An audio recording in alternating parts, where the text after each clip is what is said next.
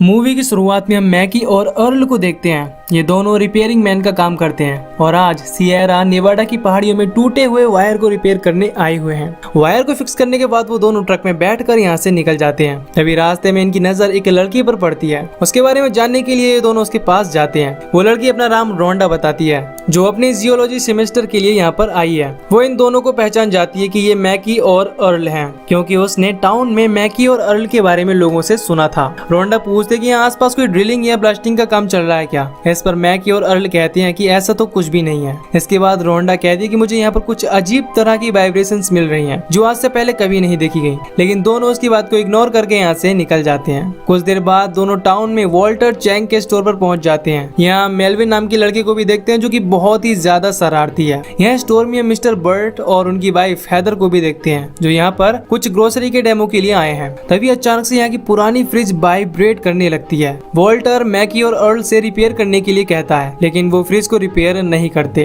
दूसरी तरफ हम देखते हैं कि रोंडा जहाँ वाइब्रेशन चेक कर रही थी, अचानक ही वहाँ की जमीन में हलचल होने लगती है। ऐसा लगता है कि जमीन के नीचे से कोई चीज रोंडा की ओर बढ़ रही है, लेकिन रोंडा ये चीज नोटिस नहीं करती और यहाँ से निकल जाती है। मैकी और अर्ल सारा काम निपटाने के बाद यहाँ से निकलने की तैयारी करने लगते हैं और सारा सामान ट्रक में लोड करके यहाँ से निकल जाते हैं। तभी रास्ते में इनको नैन्सी मिलती है। उसके पास 1 महीने का काम था, इसीलिए नैन्सी दोनों को रुकने के लिए बोलती है, लेकिन दोनों उसे मना कर देते हैं और बिक्सबी के लिए रवाना हो जाते हैं। तभी रास्ते में इनको एडगर दिखाई देता है, जो इलेक्ट्रिकल टावर के ऊपर बैठा हुआ था। दोनों उसे नीचे आने के लिए बोलते हैं, लेकिन जब एडगर इनको रिस्पॉन्स नहीं करता तो मैकी उसके पास जाता है। मैकी देखता है कि एडगर अब मर चुका है। इसके बाद दोनों एडगर को डॉक्टर के पास ले जाते हैं। चेक करने के बाद डॉक्टर बताता है कि एडगर की मौत 4 दिनों तक प्यासे रहने की वजह से हुई है। ये सुनकर ये दोनों सोच में पड़ जाते हैं कि एडगर उस टावर पर 4 दिनों तक क्यों बैठा रहा। इसके बाद हम फ्रेड नाम के एक चरवाहे को देखते हैं। फ्रेड नोटिस करता है कि उसकी भेड़ें डरी हुई हैं। तभी अचानक से कोई चीज फ्रेड को जमीन के नीचे खींच लेती है और उसको मार देती है। कुछ देर बाद अर्ल और मैकी यहाँ से गुजरते हैं और सभी भेड़ों को मरा देखकर परेशान हो जाते हैं। इसके बाद ये लोग फ्रेड को खोजने लगते हैं। तभी इनको जमीन पर पड़ी फ्रेड की कैप दिखाई देती है।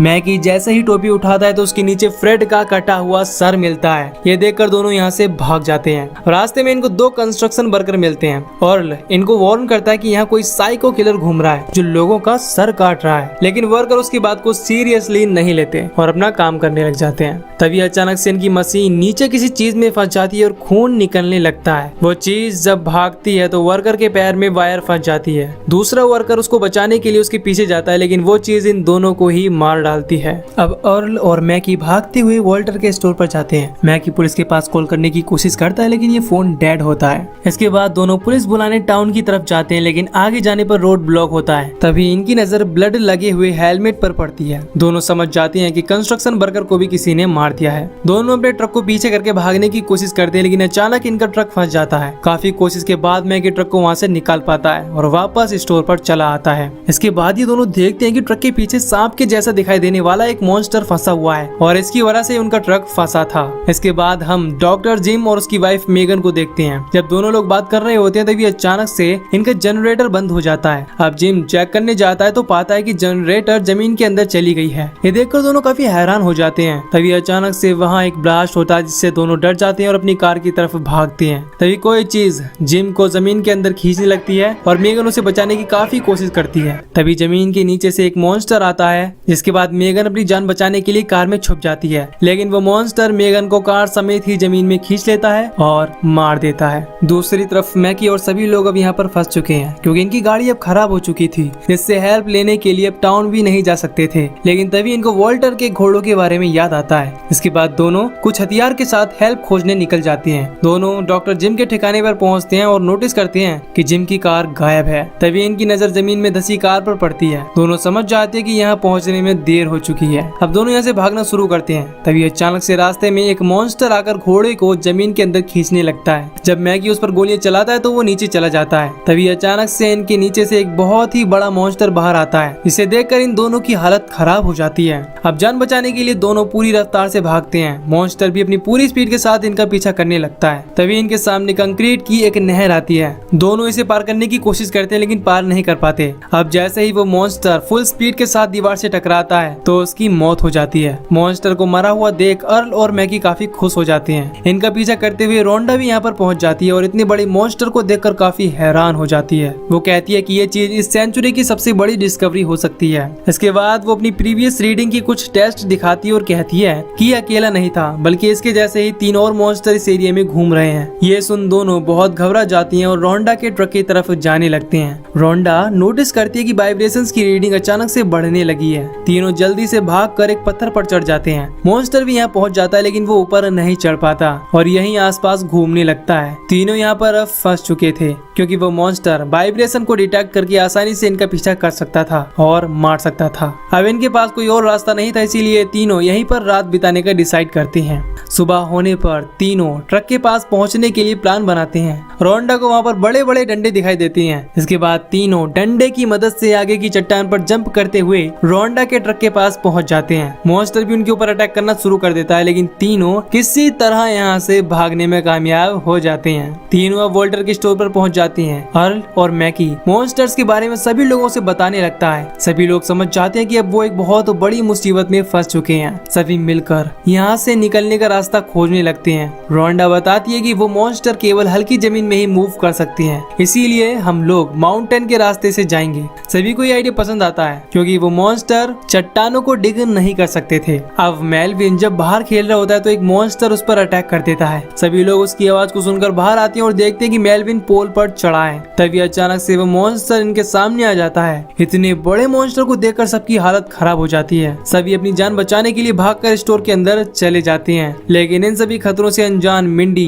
बाहर खेल रही थी। उसकी हलचल से मॉन्स्टर उसकी तरफ जाने लगता है लेकिन मैकी उसे किसी तरह बचा ही लेता है। इसके बाद मॉन्स्टर मैकी पर अटैक कर देता है। वो अपनी जान बचाने के लिए ट्रक के ऊपर चढ़ जाता है। तभी अर्ल और रोंडा देखते हैं कि यहाँ पर एक और मॉन्स्टर आ चुका है। अपनी जान बचाने के लिए दोनों यहाँ से भागते हैं। तभी रोंडा का पैर कटीले तार में फंस जाता है और वो नीचे गिर जाती है। मॉन्स्टर रोंडा को अपनी तरफ खींचने लगता है लेकिन तभी मैकी यहाँ आता है और रोंडा को अपनी पैंट उतारने बोलता है। इससे कटीला तार उसके पैर से निकल जाता है और ये दोनों भागकर स्टोर के अंदर चले जाते हैं। अब मैकी रोंडा के जख्मी पैरों पर बैंडेज लगाता है और मैकी अब रोंडा को पसंद करने लगा था। सभी मिलकर यहाँ से माउंटेन पर पहुँचने के लिए एक प्लान बनाने लगते हैं। तभी अचानक से फ्रिज वाइब्रेट करने लगती है। अर्ल और मैकी जल्दी से उसे बंद कर देते हैं पर इतनी तेज हलचल के कारण एक मॉन्स्टर यहाँ पर आ जाता है और वॉल्टर को पकड़ लेता है। सभी मिलकर उसे बचाने की बहुत कोशिश करते हैं लेकिन मॉन्स्टर उसे अंदर खींच लेता है और खा जाता है। इसके बाद वो पूरे स्टोर को तबाह करने लगता है। सभी लोग अपनी जान बचाने के लिए स्टोर की रूफ पर चढ़ जाते हैं और रोंडा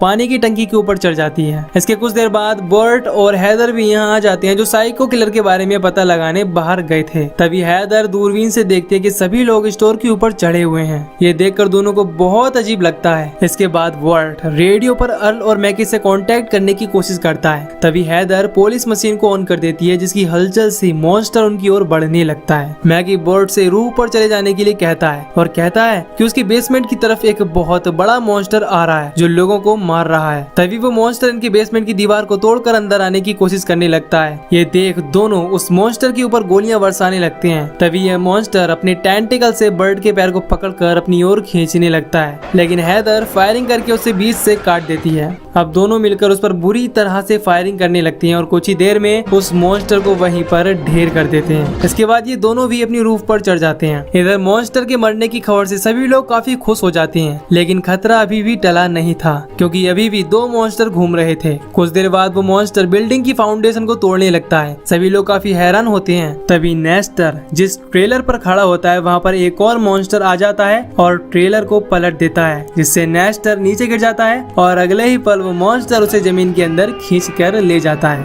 ये देखकर सभी लोग बहुत दुखी हो जाती हैं। इनको रियलाइज हो जाता है कि उनको ये टाउन छोड़ना ही पड़ेगा। इसके बाद अर्ल, मैगी और मिगेल बुलडोजर की हेल्प से सभी लोगों को यहाँ से निकालने का एक प्लान बनाते हैं क्योंकि उसका वजन 30 टन है और वो मॉन्स्टर शायद ही उसको नुकसान पहुंचा पाएगा। लेकिन बुलडोजर इनसे काफी दूर था और वहां तक पहुंचने से पहले ही मॉन्स्टर इनको खत्म कर सकते थे। अब यहाँ मिगेल मॉन्स्टर को डिस्ट्रैक्ट करने के लिए वॉल्टर की मिनी ट्रैक्टर को स्टार्ट कर देता है और रास्ते की तरफ मोड़ देता है। उसकी आवाज सुनकर मॉन्स्टर उसके पीछे जाने लगता है। मौका पाकर मैकी बुलडोजर की तरफ भागता है, लेकिन बदकिस्मती से ट्रैक्टर बीच में ही पलट जाता है। इसके बाद मॉन्स्टर ट्रैक्टर को छोड़कर मैकी का पीछा करने लगते हैं, लेकिन मैकी एक जगह पर बिल्कुल शांत खड़ा हो जाता है और इस तरह वो खुद को बचा लेता है। मॉन्स्टर को डिस्ट्रैक्ट करने के लिए रोंडा पानी की टंकी वाले पाइप को तोड़ देती है और पानी गिरने की आवाज सुनकर मॉन्स्टर यहाँ पर आ जाता है। इसके बाद मैकी बुलडोजर में एक सेमी ट्रेलर जोड़कर स्टार्ट कर देता है। इसमें एक एक करके सभी लोग बैठने लगते हैं। वो मॉन्स्टर बुलडोजर को रोकने की बहुत कोशिश करते हैं, लेकिन भारी वजन होने की वजह से उसे रोकने में नाकामयाब हो जाते हैं। इधर बर्ट और हैदर मॉन्स्टर से निपटने के लिए पाइप बॉम्ब बना लेते हैं और बुलडोजर में बैठ जाते हैं। सभी लोग धीरे धीरे आगे बढ़ने लगते हैं। इनको लगता है कि मॉन्स्टर से इनका पीछा छूट गया है, लेकिन अब मॉन्स्टर भी समझदार हो गया था। वो बुलडोजर के रास्ते में एक बड़ा सा सिंक होल कर देता है। इसके बाद वो बुलडोजर जैसे ही वहाँ से पार होता है वो उसी में धंस जाता है। सभी लोग समझ जाते हैं कि ये उनका एक ट्रैप था।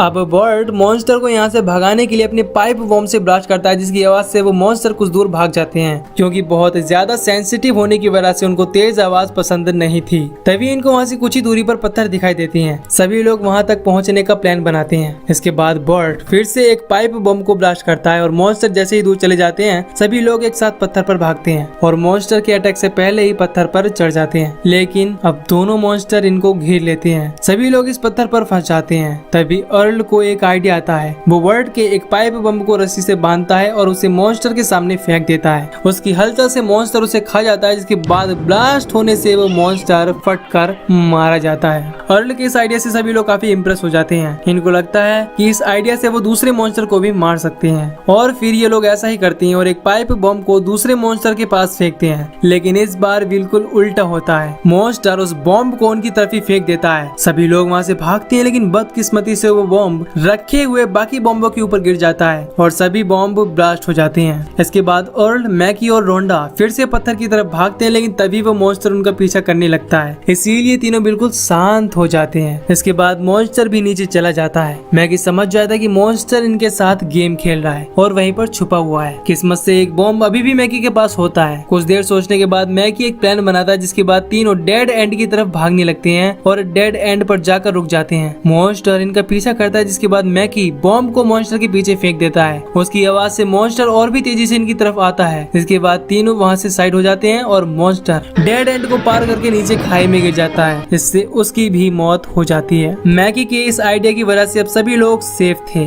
इसके बाद सभी लोग फिर से टाउन लौट आते हैं। रोंडा यहाँ से निकलने से पहले मैकी को थैंक यू बोलती है, क्योंकि मैकी ने उसकी जान बचाई थी। इसके बाद अर्ल मैकी को रोंडा के साथ एक रिलेशनशिप बनाने के लिए इनकरेज करता है। इसके बाद मैकी रोंडा से अपने लव को कन्फेस करता है और उनके रोमांटिक किस के साथ ये मूवी यहीं पर खत्म हो जाती है। तो दोस्तों, अगर आपको ये मूवी की एक्सप्लेनेशन पसंद आई है तो वीडियो को लाइक और चैनल को सब्सक्राइब कर दीजिए। बाकी मैं मिलूंगा आपसे न्यू वीडियो में। Till then take care, love you, bye bye.